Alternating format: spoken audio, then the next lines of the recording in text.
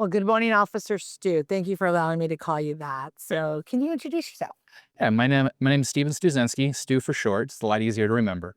I've been a law enforcement officer for the city of Santa Ana for 10 years now. The last 4.5 years I've been with Cole. And this is our Commander Gutierrez. Thank you, sir, for joining us. I know you're very busy. What area are you the commander of? So I'm the North Area Command. And you have Colts under you, correct? Correct. I oversee our cult team as well as our direct teams. Perfect. So, when you say directing teams, explain what that is. Chief actually just enacted our 4 directed teams, so each district now has their own direct. So, this morning, riding with you guys and going out, thank you so very much for inviting me to do that with you guys. I really appreciate it. So, you've been in Colt 4 years. Yes. That's a long time. Can you share with us why 4 years and why are you still here in Colt? Because you could go somewhere else. Mhm. I mean, technically, you could put in and say, "Hey, I'm done. I want to go back to traffic or gangs or directed." But I hear from your commander you do a phenomenal job, and that you're very knowledgeable in this area. So tell me, why are you here? What do you like or dislike, and what would you like to see more of? The reason why I'm here with Colt, it's a great team. It's a great bunch of men and women that I work with, and uh, we're all hard workers. We all enjoy what we do. For me, a little bit personal is before I even became law enforcement, part of my church group, we would go down to Laguna Beach. We would provide meals for homeless individuals down there, and then there would be a sermon that would be given to the homeless. And I kind of got a taste of that side of outreach.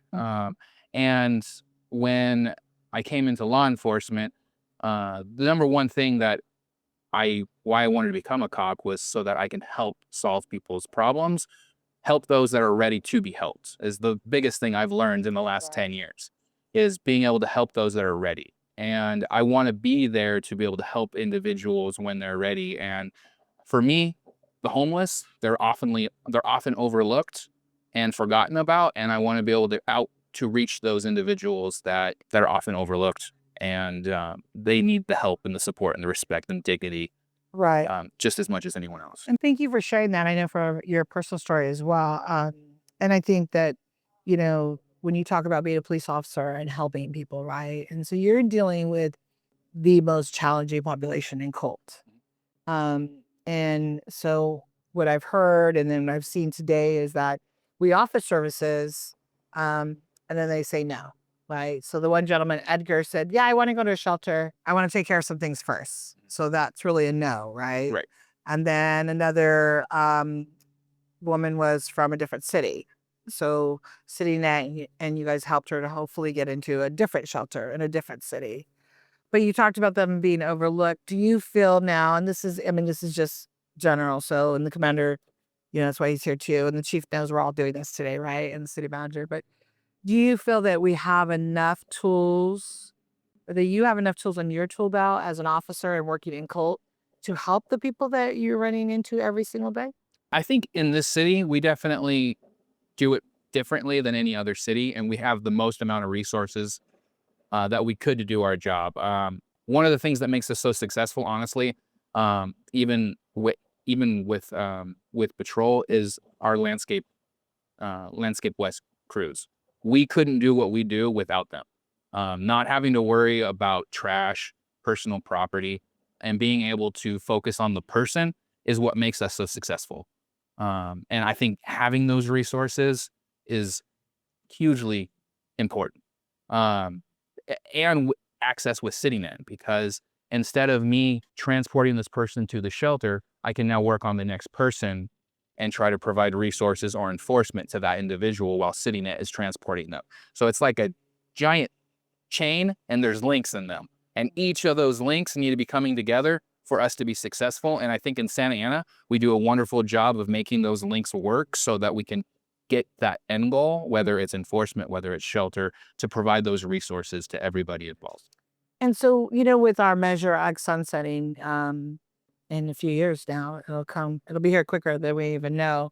Part of Measure X, the funding is for law enforcement, right? For public safety. And so the $30+ million that we've invested, losing Measure X funding, if that's what ends up happening, would affect what we do here with Colt and with the police department. So how would that affect what you guys do? So right off the bat, $30 million would be out the window. In that instance, if that were to happen, I would imagine we lose our crews, we lose CityNet, we maybe even lose the shelter to be able to provide those resources. And we rely on Public Works Right. to have to step in, and they're very busy as it is.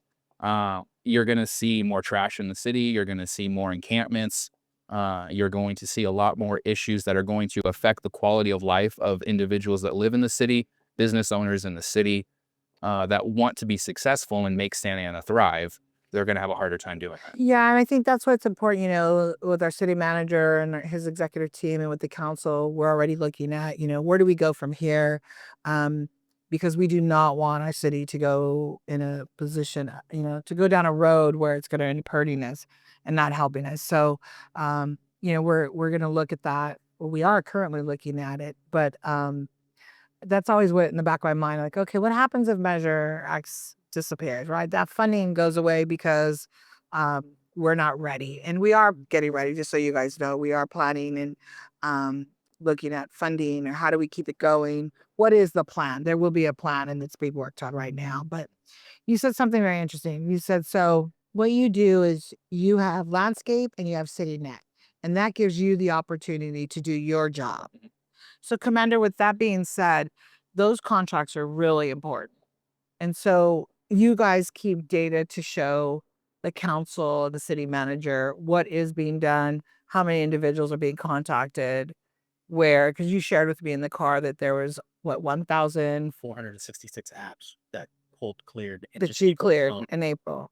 So in May, it'll probably be around the same, if not more. I would say each month varies based on, because that takes the public to inform us what the problem is. But Right. My Santa Ana app's been very successful in that aspect of getting the community involved with the issues involved. I know a lot of the hotspots working this spot for the last 4 years, but there's different areas that will pop off sporadically. And with the public being, oh, there's an issue, and they can take a picture of it, it puts it on our radar. We need to address that area that maybe would have been overlooked by us because we're handling no more active spots. So today, when you and I were at McDonald's, I think the group that we were speaking to, it turned into, your officers were taking the gentleman out of the bathroom, the homeless gentleman. But we were able to speak to some people there at McDonald's, like Lorena, the manager there, but they all did not know about the app. So what do you think that's about? How do we fix that? I mean, we do, as you stated, at the end of the month, we're going to have it in Spanish or Vietnamese and just Spanish loans and help the community out, but maybe billboards, just little things just to get out there. And again, the app is huge. I use the app daily. Yeah, I do. In my personal and professional life. Yes. When I go to a meeting, if I see something, it's almost like you see something, you say something. I Right. think it's just like Officer Stu said, it's important for not just us, but the community to be using that app day in and day out to keep it as clean as it is. Yeah. And just like you living in the city, when I drive into work, I North call. Coastal, I use the app. I see how clean it is too. Yeah. It's working. No, it really is. This is my third year as the mayor.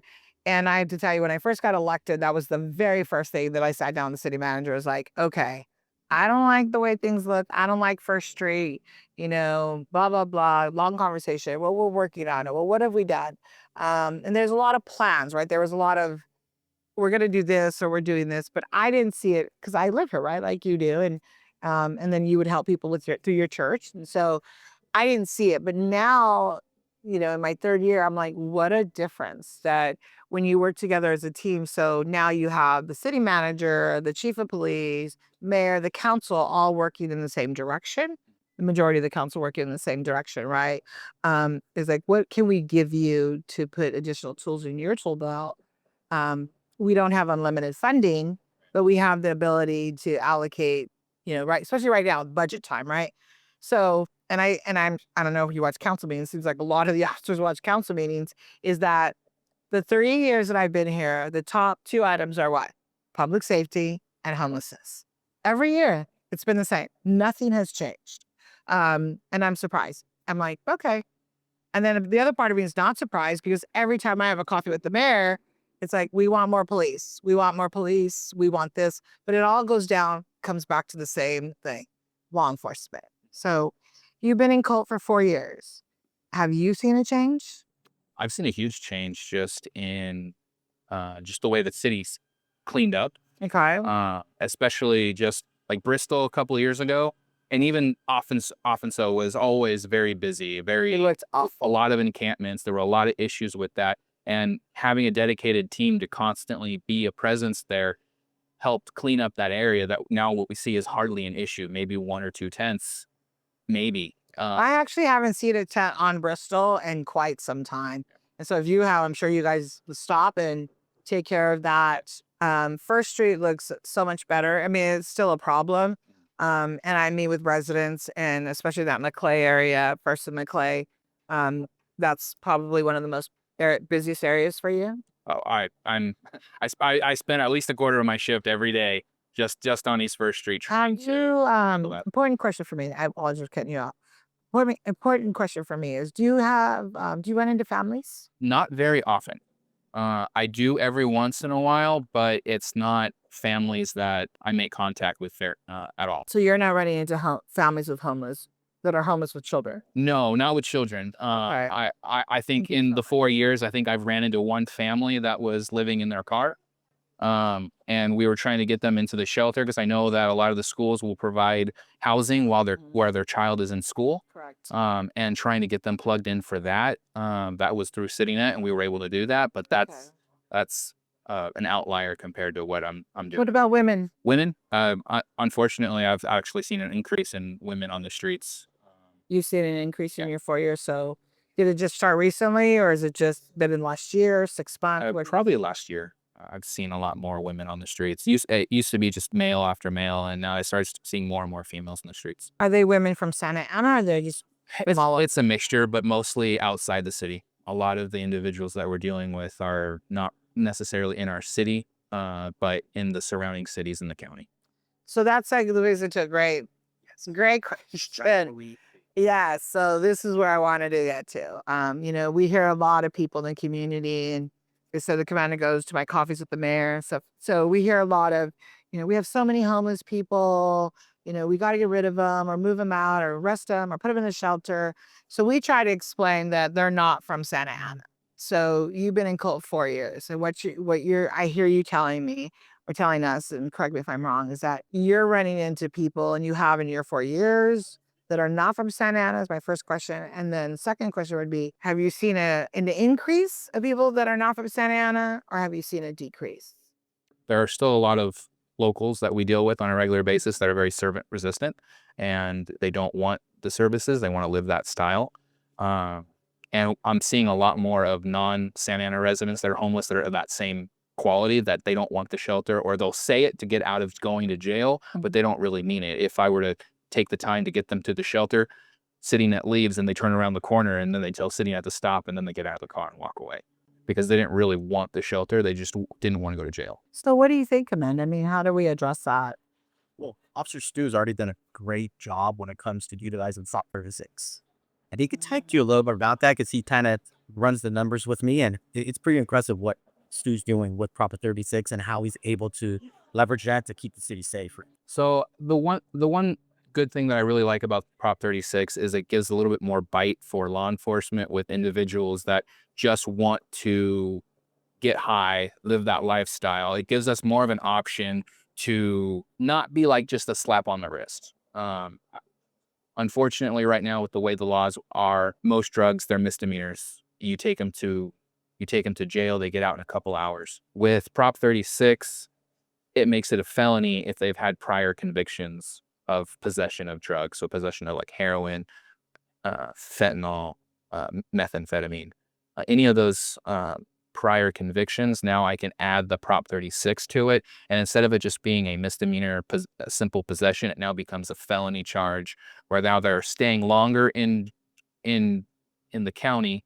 And even if they do get released, now there's a felony warrant out for their arrest where they have to now make bail once they're relocated again out in the streets. And the good thing about Prop 36 is that you could go to a program or you could go to jail. Yes. And if you choose the program, then we expunge it from your record, correct? Or it's dismissed. I believe it's dismissed. I think it's dismissed. Right. The law is very new, and there's still a lot of what does success look like when they're given that option of rehabilitation. Right. So there's a lot of uncertainty right now, but I think as time progresses, that what is success and that measurement of success will be more defined, and we'll probably see more success in that program just as the years progress. Yeah, because what is the definition of success, right? So we were speaking to the woman at McDonald's. So one of the officers brought her over. She had a blue shirt on. She saw us at McDonald's. She came out to share with us that she was homeless in our city for 2 years and she was a drug addict, and that you guys made contact with her, and CityNet connected her to the shelter, then to a motel voucher, and now she's clean. She's off drugs. She's doing really well, and she looked great, and so that was huge for me. It was like, see, when people say, they're not doing their job or they don't respond or officers don't help, the first thing she said is, yeah, they helped me. They helped me get off the street, but people have to want it. And, I always enjoy talking to people that have been in that situation to hear them say exactly what we always say. But, you said, they're like, oh, yeah, you're a police officer, right? If I said, oh, you're the mayor, whatever, I'm a politician, which I'm not. But um, in reality, that is the truth if they have to want it. So Right. would you say now you're dealing with 90, I think the chief uses 90+% of resistant population? Yes, absolutely. We'll ask them, do you want to go? Oh yeah, maybe a little later, or just straight up, no, I'm good. I just want to keep doing what I'm doing. It makes my life easier because it's like, all right, well then I guess we'll do the enforcement route instead. Right.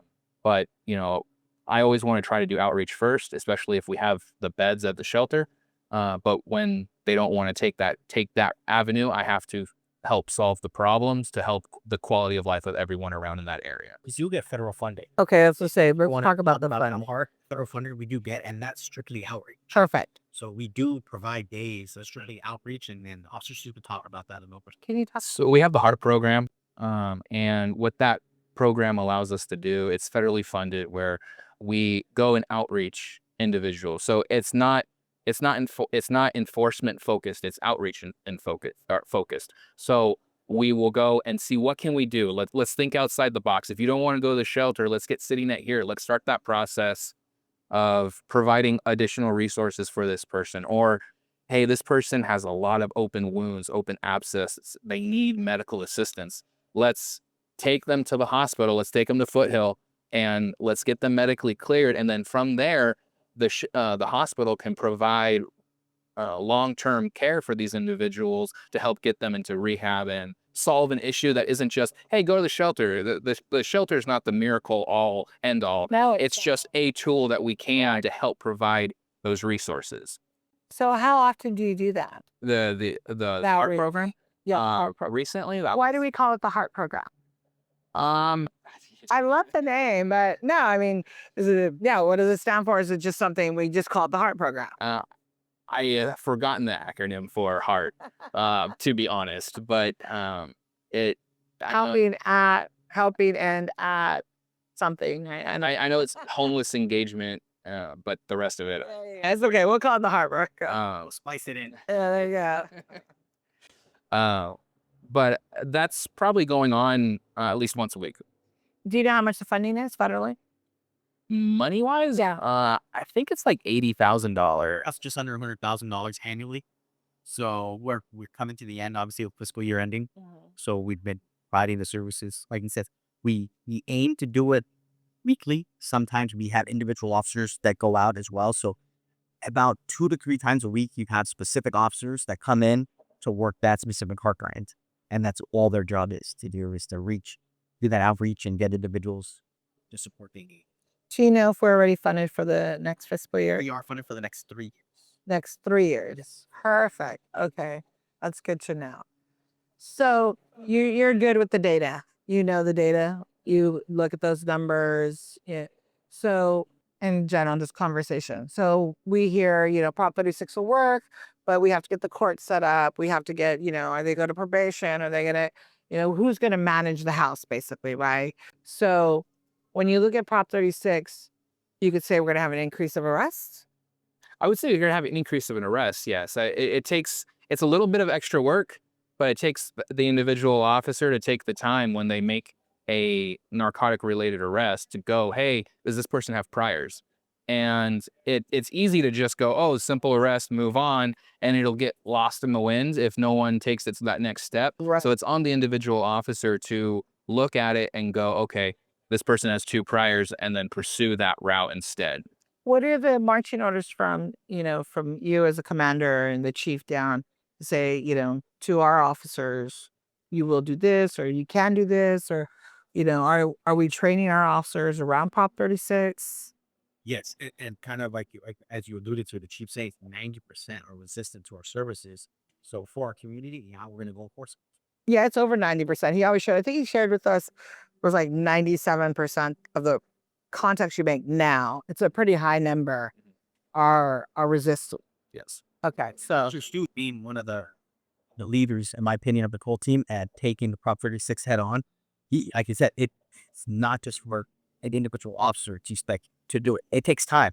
It takes time for him to run the rap to make sure everything is there for them to have these charges apply. And again, it's going back to the community that all the individuals who were with us earlier today that were arrested, they're going to be out before lunch. I know. But that Prop 36 allows them to be in a little longer and to, again, keep the community clean. And it makes them a little uncomfortable knowing that our Santa Ana officers are going to go out there and do their job, and they're not just going to run the gamut of going in and out as they're used to. So when you say it takes time, right? So just so the community understands, when you were on patrol and you make contact with an individual, you look them up to see if they have any warrants. Walk us through that process. So Regular patrol. yeah, regular patrol. Whenever we stop somebody, we stop them, we detain them for whatever reason that they were stopped in the first place. Right. We will run them through our in-house records and see if they have warrants. So what, as a tool of how can we solve a problem if need be, if we have nothing else than just a verbal argument of 2 random people, can we solve the problem by maybe taking one of them to jail so that when we leave, we're not being called back again? So our goal is to try to solve the problem the first time, so we're not spending more resources at the same location over and over Okay, again. so that's patrol, right? Right. Okay, so now you're on Colt. So you contacted, let's say, Brittany today. What do? You do the same? You run them? Yeah, if I have nothing to stop Brittany for, then I'm just going to use a consensual encounter and talk to her and see what can I provide. Hey, don't run from me. I'm not, I'm here to help you. I want to provide you resources. How can I help you with your situation? Can I offer you a shelter? Can I offer you a phone number to CityNet so that you can get on the waiting list to Yale if you don't want to go to Carnegie? So now give us an example of a Prop 36, because that's really where we are today, right? So before Prop 36, it would be stop you, say hello, check, make sure you're good, move on, please. Now, but you had a little bit of dope on you, or you had a lot of dope, or whatever it may be. Sorry, I'm old. I call it dope. So before it was a ticket, right? Am I right? Site release, or I take them in for an hour. Yeah, so when I first became law enforcement, I was in the academy when Prop 14 came into effect, and that turned everything that was Prop 47, Prop 57, and then AB 109. yeah. Okay. Yes. And that when everything went from felonies to misdemeanors while I was in the academy. Middle of the academy, our instructors came in and said, know this law because it's going to affect you as you go out into the field. And now in the last 10 years, it was, okay, you've got dope, and you make contact with them. Yeah. And, per our policy, if you can identify them out in the field, you take their drugs, you give them a ticket, okay, bye. Unless one of the caveats is that that they're going to likely continue to do that in that violation in which you arrested them. Now you can take that person to the jail where ultimately in a couple hours they're cited and released for the same thing. Right. If nothing else, it's more, it was an inconvenience to take them from one location to the jail for that said violation. And they'd be released within a couple hours. And in one central location. Right. So that's why Which is Santa Ana. yes, right, in the heart of our city, right? So we got, even when Colt goes out and does their work in the south end of the city, the north end of the city, all the way in the west end, and they arrest individuals, everyone comes to our jail and or central. So then we start getting a large group of homeless individuals in that area that disperse out to First Street because that's the Right. nearest large artery at the city. And just like one of the individuals we've had this morning said, she's in Santa Ana because of the dope. She buys her dope here, yeah. They came, most of these are running the beach Right. to buy drugs in our city. And they stayed here. So with Prop 36, how does it work now? So when I arrest somebody, I see someone, hey, they're smoking, they're anything that I can detain them for, and I find drugs on them. Now what I do is I take the time to go on my computer, find their past records, and see if they've had prior convictions. So I'll actually look to see that case number when it happened, and did they say guilty or not. If they said guilty and it's possession of a hard drug, so fentanyl, heroin, meth, cocaine, anything like that, now I can use that as one of those prior convictions. I need 2. If I can find 2, now instead of it being a cite and release out in a couple hours, now they're going to county because it's a felony charge, and they don't get released until they see a judge. Now it's up to the judge and the court system on how they want to proceed after that. I've been seeing that they're releasing them on the court side, and then when they don't show up to court because they were supposed to show up, now there's a felony warrant out for their arrest, and it's a $30,000 bail for them to get out. So a lot of these homeless individuals are getting stuck after they get arrested for the felony warrant because they don't have the 5% of 30,000 to bail out, and now they're seeing a judge, and now we're going to court for those situations. And then, that window of the judge released me and told me to, he tells me to come back in 45 days, or he or she tells me 30 to 45 days. What's the timeline? Like, It varies, right? I've been seeing an increase of, I think 3 of my arrests just this week were individuals that had a warrant arrest for Prop 36 or HNS 11395. Right. So, but there's a time period where the judge releases them and tells them to come back. So there's that warrant time, right? So they don't come back, and then warrant. Yeah, whenever their next court date was supposed to be, I don't know how long that So that's time what I frame want to is. find out. Like, how long That's are part they of the court giving them? system. Right. How much time? And I think that's something that I'll find out from the courts is how much time are they giving them? Because where are they? They're back in our city creating problems or for businesses or, our constituents. So let's just say it's a 30-day window. They don't show up. Now they've issued a warrant for them. You see the warrant because you've made contact now with, Johnny, who sleeps on the bus bench because he's on the bus bench sleeping where he's not supposed to be. Right. So you make contact with him, and now he has a felony warrant. So he goes in and he stays in, correct? Correct. Unless he makes bail. Unless he makes So yeah, bail. the bail amount's 30,000. They're responsible for 5, which is like $1,500. Right. So if they can come up with $1,500, then they would be released, promising they show up to court. But The majority of them can't make that, bail. yeah, not a lot of people are going to have that kind of money. So with Prop 36, yeah, that's my, my only concern is, okay, the court system will say we're so overwhelmed, or the jail system is overwhelmed. So they appear for the first time. You take them in. They don't go out. They don't exit until their court hearing. They go to court. The judge says, "Okay, I'm going to let you go, but you're going to come back in 30 days." I don't show up in 30 days, so now there's a warrant for my arrest.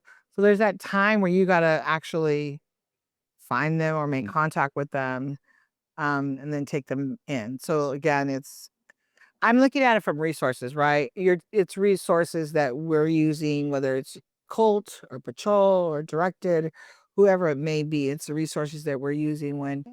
So the second arrest I ever made for Prop 36, I got called into court, and I didn't have to testify, but the individual ended up pleading guilty, and I wanted to pick the DA's brain. So I was like, okay, how can I write my report better? What do you want in the reports? Help me help you, because this is my second time. I want to be able to make these stick. It's great that you did that. And the biggest thing that he was seeing was talking about your own personal, like, what's your experience? How do you know that this is fentanyl? How do you know that this is methamphetamine? Right. Put that in your report. You have 10 years law enforcement experience in the city of Santa Ana. You've handled how many cases? You've manipulated and touched and seen these drugs how many times? Put that in the report. Why is this area a problem? give us an idea of what we're looking at, Right. paint a better picture, Paint a better because they want to prosecute. The DA has been told you will prosecute. Every time I arrest somebody, I get an email notification saying, "Hey, you're on court for standby for these arrests," and every single one, Good. the DA's prosecuting. Good. And I think one of the reasons I came out today, also Commander Terrace invited me, but also because, the constituents talk about, what are police doing with the homeless? We don't see them doing enough, or we want more, or, they're frustrated. And so what would you say to them? I mean, so you're at my coffee with the mayor and there's like 50 people there, sometimes more. And that's the number one issue. It's always police and public works, right? And so with our police department, it's answering about, any kind of certain neighborhoods that have high activity of criminal activity. But the other one is always about homeless. So what would you say to them? I mean, you've been here 4 years, and as Commander talks about you, he was sharing with you in the car that, your experience being here a long time, you're a really good officer. Like I could tell you make contact with all of them. You probably know them by name. A lot. And being a man of faith, you're probably, always like, hey, let me, you're praying they get help, right? Absolutely. As a woman of faith, I do too. It's like I pray that they get help. But I also want to protect our community. So because we know they do the robberies, or they're salty people, or some of them are very severely mentally ill. And I had a friend whose parents were at the bus stop. Some homeless man walked up and just smacked her I think she's 82-year-old mom.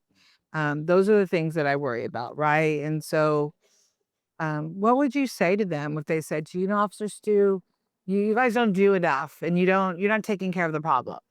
Well, the first thing to remember is always don't take it personal. As law enforcement, we're doing the best we can. But I feel like what we could do better is educate the public on what we can and can't do. There's limitations of what I can do. I can't just grab someone, throw them, and lock them away forever. The great thing about our government is we have a constitution that protects our individual rights. And Right. as law enforcement, our job is to protect those rights, everybody's rights. The homeless individual person, the person who lives in the city, everyone's rights are the same, and we have to respect those rights. So letting them know what we can and can't do, letting them know the limitations of what the law is enforcing, and educating them about the My Santa Ana app and getting them involved is going to be huge, because I I know the city well, but I don't know every intricate problem that the city has, even with homelessness. I know the hot spots, but I don't know where the new hot spot's going to be popping up until it becomes a problem. Right. So just like in every relationship where we have to communicate, we need to communicate with the public, and the public needs to communicate with us on what those issues are. I can't help them. I don't know there's a problem unless you tell me there's a problem. So, uh, believe it or not, law enforcement, we don't know everything. So, we're human beings. So being able to Hold on one second.